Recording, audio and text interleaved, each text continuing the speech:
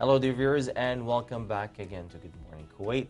So, the Kuwait Institute of Science and Research, KISR, has announced the acquisition of a patent from the United States Patent and Trademark Office, USPTO. Now, the patent describes the representation of a significant step towards wastewater efficiency and overall sustainability in water resource and management. Now, this patent addresses the growing challenges of freshwater scarcity in Kuwait and the need for advanced solutions in line with global trends toward efficient water resource management. Now, the system focuses on specific wastewater discharge characteristics, including optimizing performance and minimizing energy consumption. Now, let's welcome Dr. Mohamed Elmuntasir Ahmed, a senior research scientist. And hello and welcome to the show. Thank you very much. Good morning to you, and glad to be here in your morning respite. And we are very happy that you are actually here with us. And it's going to be a very interesting topic that we can talk about today, which is water waste. Yes. So could you tell us what is water waste and what does it do? Yes, basically wastewater, this is, as they call it, it's a misnomer. It's a water that we use, so it is used water rather than wastewater. Previously, people would think about water as, the water cycle, the rain, the surface waters, sea waters, groundwater, etc. But they forget an important element, which is after use of these waters, we remain with about 50 to 60% and sometimes 80% of the water that we use is actually, it's a significant amount, okay?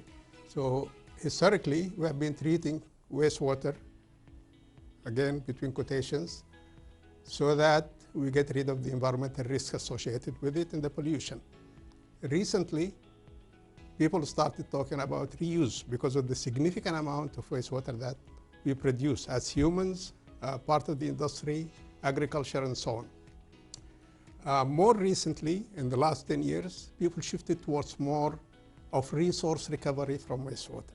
So the wastewater treatment plants that we talk about are actually resource recovery facilities, because you can recover most of the minerals, most of the material that we have mixed with the water that we use.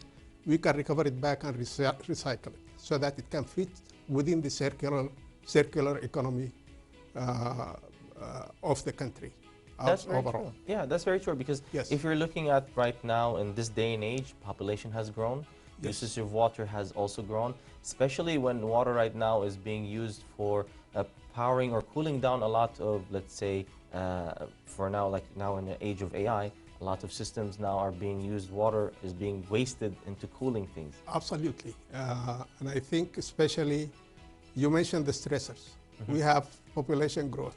In a country like Kuwait, for example, it's an arid country. So the water resources are very scarce. The cost of desalination is very high.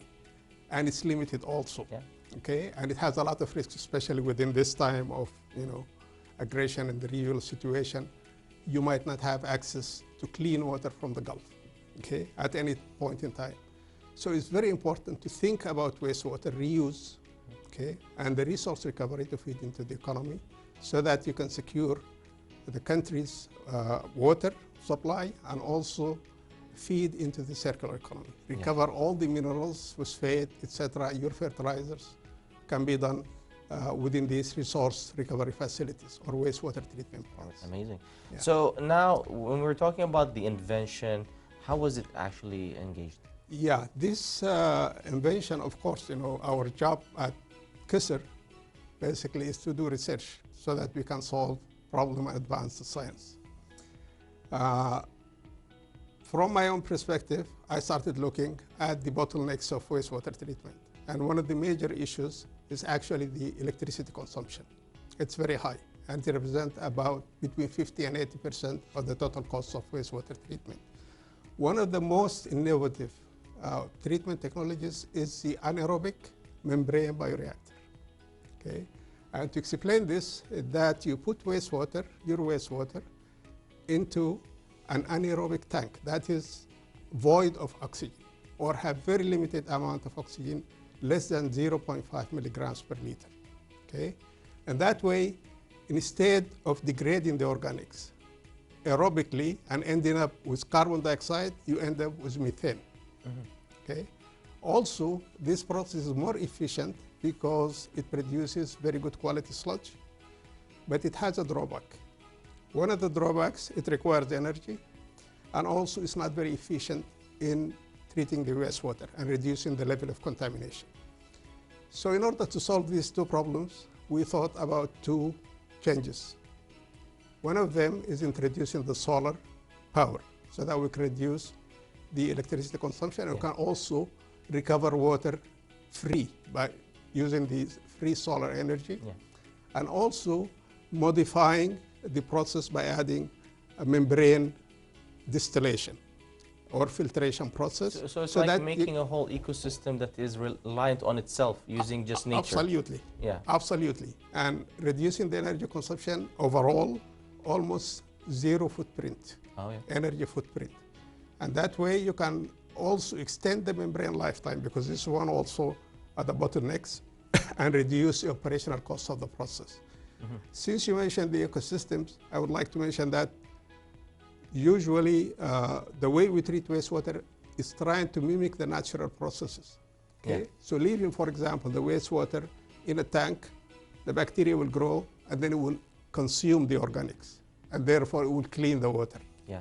However, in wastewater treatment engineering, we do design these processes in terms of volume, in terms of the quantity of water, in terms of the concentration of the contaminants, and the level in the effluent of these processes. So basically, it's exactly like how they do farming. Farming, people try to make fruits and vegetables grow all year round and anywhere in the world. Same thing with this idea. With this wastewater. Basically, all year round and anywhere. Anywhere. All right, now talking about that, then how is it different from commercial versions? As I said, the commercial versions consume high energy. Okay. They also have high operational costs because of the membrane. You need to change the membranes frequently, and that is additional operational cost. So basically, we have integrated the solar energy within the system to reduce its energy footprint. And this way, you can also produce high quality methane gas, which also can be converted into energy to run the process automatically, without having to connect to an external source. Also, we have modified the connection between the three processes. So the integration of the solar still and the anaerobic tank and the membrane process, the connection has been modified. So three problems were solved: reducing the energy consumption, having a better treatment efficiency, and having reduced energy and operational costs of the process. All right. Now, with that said, what are the benefits to Kuwait and the GCC and beyond? Yes, of course, one of the main benefits to Kuwait is that you can have cheaper water, high quality water, and you can also have the sludge, the solids that remain after you treat your wastewater. These are very good, very suitable to be used as soil conditioners or fertilizers. Okay, and it feeds into the circular economy of the country, because you can recover different materials from the process, including again the methane and the solids, the biosolids, and ultimately you can also mainstream the industry of wastewater treatment by licensing this product, making it at an industrial scale, and also exporting it to neighboring countries. So basically, this process has zero waste. Zero waste. Zero waste. Absolutely. So you have the water, you have the methane, and you also have the sludge, which can be reused. It can be reused because it's very organic. Absolutely. Absolutely. All right. So with that said, what are the future plans for the invention? The future plans of this invention, actually, the way initially we have written a proposal to solve the problem of the existing processes. And that is how we made a bilateral agreement with the CDTI in Spain, in the Kingdom of Spain, to develop it further. Okay. However, that has not been realized. There were so many hurdles around it, But now we have submitted it back to Kuwait Foundation for the Advancement of Sciences, KFAS, and they have agreed to finance it, so are waiting for the finance. Upon financing the project, we will develop a small-scale system so that we can demonstrate its benefits, and then, of course, commercialization and licensing and manufacturing within Kuwait or in partnership with international partners. All right. Now, lastly, how does the invention fit within the sustainability and water security? Yes, the invention is sustainable because it can achieve zero energy footprint, and it can also produce good fertilizer by recycling the material that is contained in the wastewater back into the soil and into the environment. So it is sustainable in that sense, and also economically sustainable. So the three pillars of sustainability: the pollution reduction, the social component of it by producing high quality water for reuse by different reuse types. Okay, so you can use it, for example, the effluent can be used for industrial cooling, okay, for washing, because it's high quality, very similar to Salibia wastewater treatment plant that we have in Kuwait, and also environmental friendly because it eliminates the pollution basically. All right. Yeah. As an additional question, I want you to give us some awareness tips towards our dear viewers when it has to do with water security and so on. Yes, it's very important. As I mentioned, that wastewater component is between 50 to 80% of the consumed water or the used water, which is the highest here in Kuwait. It's about 500 liters per day per person. Okay, so